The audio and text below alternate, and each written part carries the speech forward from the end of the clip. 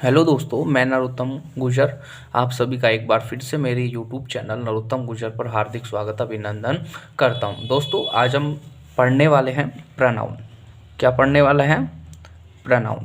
Pronoun यानी कि सर्वनाम। अब देखो, सर्वनाम की डेफिनेशन देखेंगे प्रोनाउन की। सबसे पहले बात कर ले इसकी डेफिनेशन की। दो डेफिनेशन में ध्यान रखना।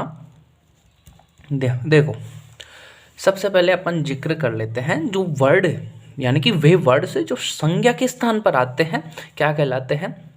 सर्वनाम। यानी कि संज्ञा के रिपीटेशन को रोकने के लिए जिन शब्दों को प्रयोग किया जाता है वो क्या कहलाते हैं? सर्वनाम कहलाते हैं। देखो, words which are used in place of noun are known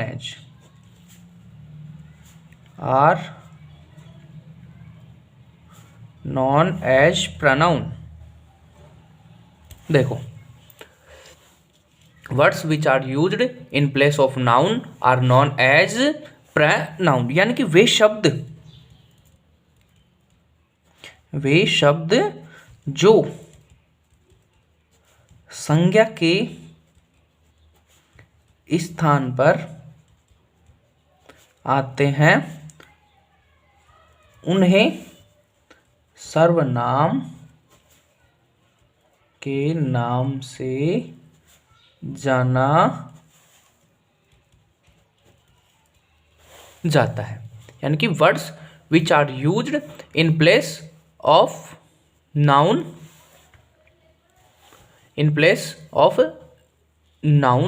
are known as pronoun. अब अपन बात कर लेते हैं काइंड्स ऑफ प्रोनाउन। देखो, अपन बात करते हैं काइंड्स ऑफ प्रोनाउन। अब प्रोनाउन के जो देखते हैं वो अपन 9 प्रकार देखते हैं। प्रोनाउन बेसिकली 9 प्रकार का होता है। सबसे पहला होता है पर्सनल प्रोनाउन, जिसे आप हिंदी में बोल सकते हैं व्यक्तिवाचक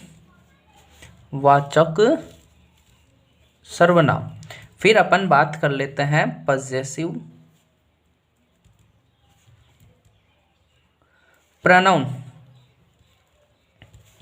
यानी कि अधिकारवाचक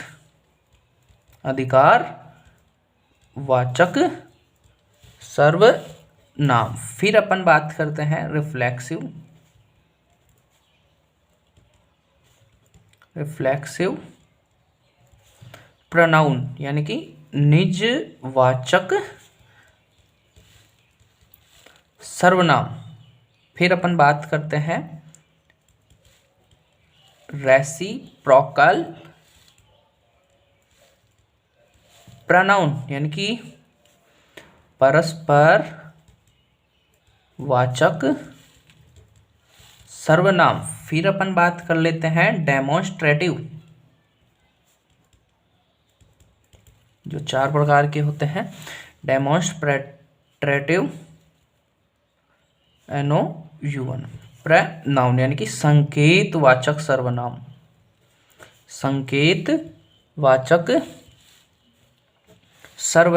फिर अपन बात कर लेते हैं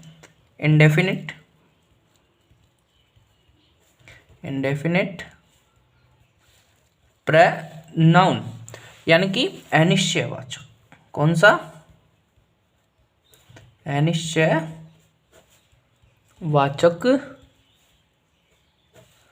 सर्वनाम। फिर अपन बात करते हैं डिस्ट्रीब्यूटिव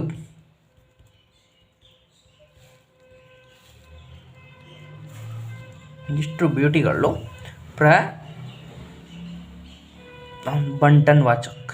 कौन सा? बंटनवाचक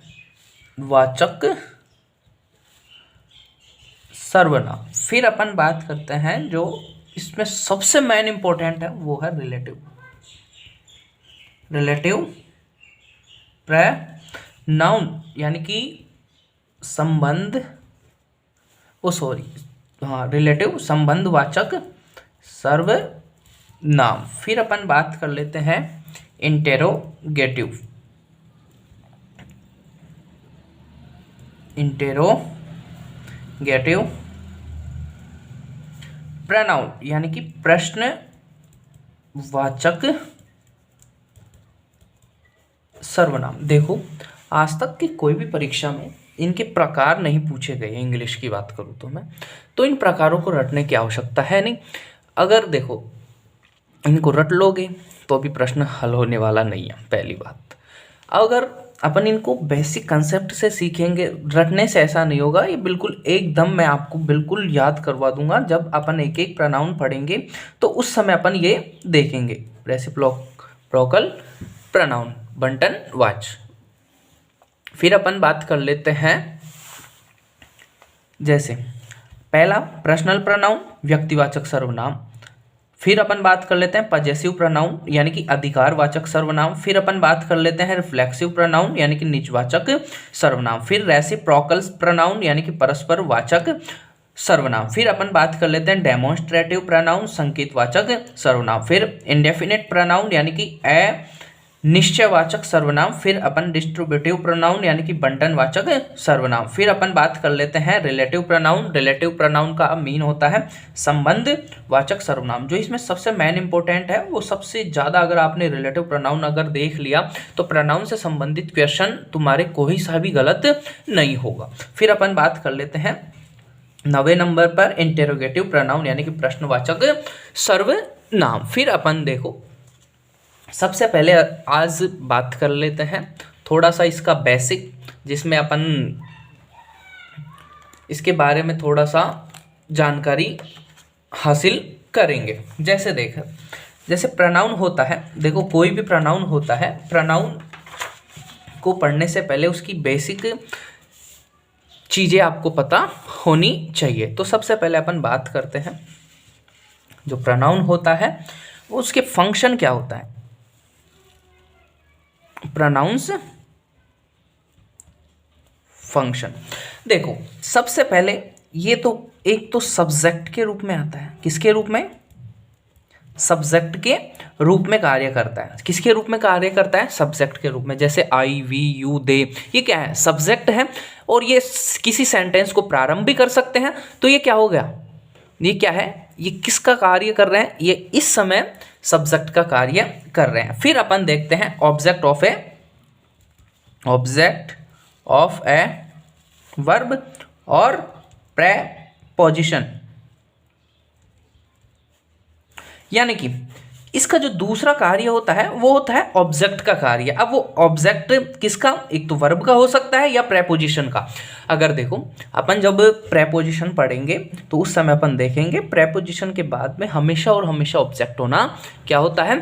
जरूरी होता है। अब वो ऑब्जेक्ट के रूप में कुछ भी हो सकता है, चाहे वर्ब हो सकती है या और कोई नाउन हो सकता है, प्रोनाउन हो सकता है। तो ये अपन बात देखेंगे तो उस समय देखो अभी वर्तमान में इतना ही देखना है कि प्रोनाउन के फंक्शन एज अ सब्जेक्ट के रूप में अगर मैं उदाहरण देना चाहूँ तो आई, वी, यू, दे, ये सारे क्या हैं? ये क्या है? सारे के सारे सब्जेक्ट हैं। फिर अगर मान लो मैं प्रोनाउन की उदाहरण की वो ऑब्जेक्ट के उदाहरण की बात करना चाहूँ तो ये हो गया, मी हो गया, यू हो गया, अस हो गया। ये क्या है? ऑब्जेक्ट है। क्या है? ये ऑब्जेक्ट के रूप में कार्य करते हैं। और फिर एक बात और, ये सब्जेक्ट कॉम्प्लीमेंट के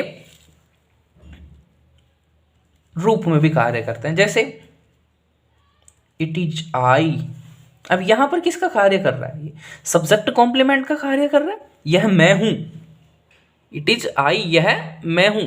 लेकिन यहां पर ध्यान देने योग्य बात है कि इस समय ये फॉर्म कैसे आएगी? ये सब्जेक्टिव फॉर्म ही आएगी। अपन बात करते हैं फिर इसके प्रोनाउन पर्सन। देखो प्रोनाउन के पर्सन के बारे में देखते हैं अपन। जैसे अब प्रोनाउन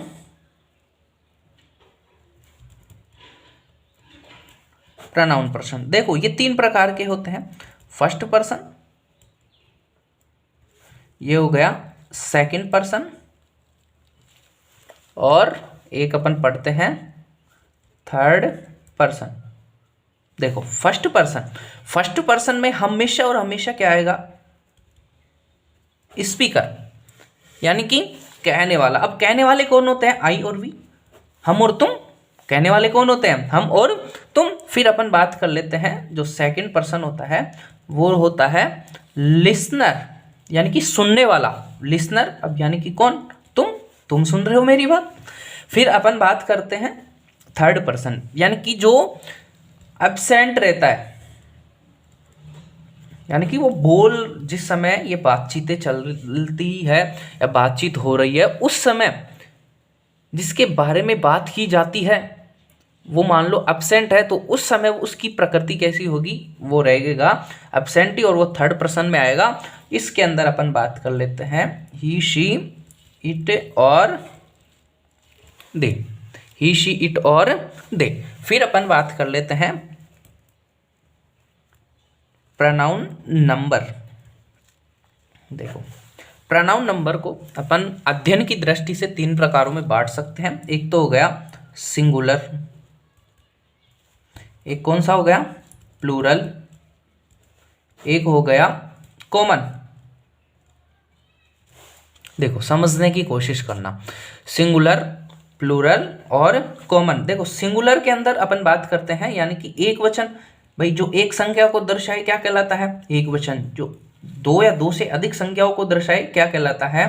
बहुवचन। कॉमन, सामान्य, यानी कि इसमें सिंगुलर का भी कुछ ऐसे प्रोनाउन है जैसे यू हो गया, वो क्या है? ऐसा प्रोनाउन है जो सिंगुलर में भी सेम फॉर्म में आता है और प्लूरल में भी कैसे आता है? बिल्कुल सेम ही आता है। तो देखो कॉमन तो हो गया, एक अपवाद के रूप में इसको देख सकते हैं, यू हो गया। अब अपन बात कर लेते हैं सिंगुलर की।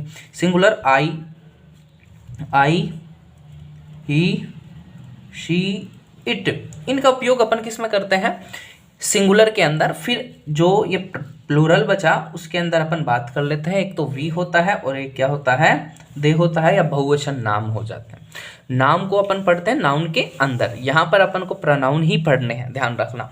अब अपन बात करते हैं, देखो सबसे पहले थोड़ा सा अपन बात कर लेते हैं आई के बारे में। आई क्या होता है? आई प्रेजेंट में तो क्या रहता है? प्रेजेंट में इसको प्लूरल माना गया। प्रेजेंट में क्या माना गया? इसको प्लूरल माना गया है। जबकि देखो बात करते हैं, आई हमेशा सिंगुलर होता है, किंतु प्रेजेंट टेंस में इसको मतलब आई को, है ना, इसको प्लूरल माना गया है। यही है ना, जैसे आई हैव गॉन। अब देखो ये क्या है? प्लूरल। अब ये क्या है? अपन क्या बताए भाई? इसको सिंगुलर बताए, लेकिन ये टेंस कौन सा है? प्रेजेंट में क्या कहेंगे अपन इसको?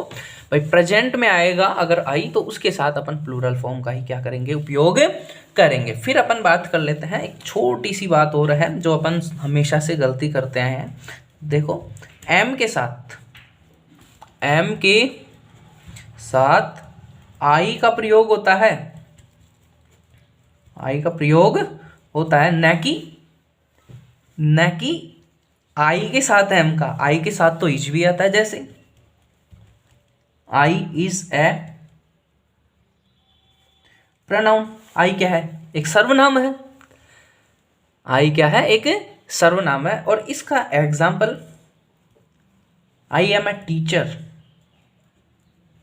मैं एक अध्यापक हूं। I am a student. ये क्या हो गया यहां पर? अब आप देख पा रहे होंगे ये दोनों सेंटेंस अपने आप में पूर्ण है। यहां पर एम आ रहा है और इधर देखो इज आ रहा है। तो समझने की इतनी सी बात है। अपन ने आज की क्लास में इसके प्रकारों के बारे में, इसकी डेफिनेशन के बारे में और थोड़ा सा इसके रिलेटेड कुछ इन्फॉर्मेशन अपन ने देखी। मिलेंगे अगली क्लास में, तो बने रहिए वीडियो के साथ और चैनल के साथ। अगर वीडियो अच्छा लगा है तो लाइक, शेयर और कमेंट ज़्यादा से ज़्यादा करें। Thank you, bye bye, take care.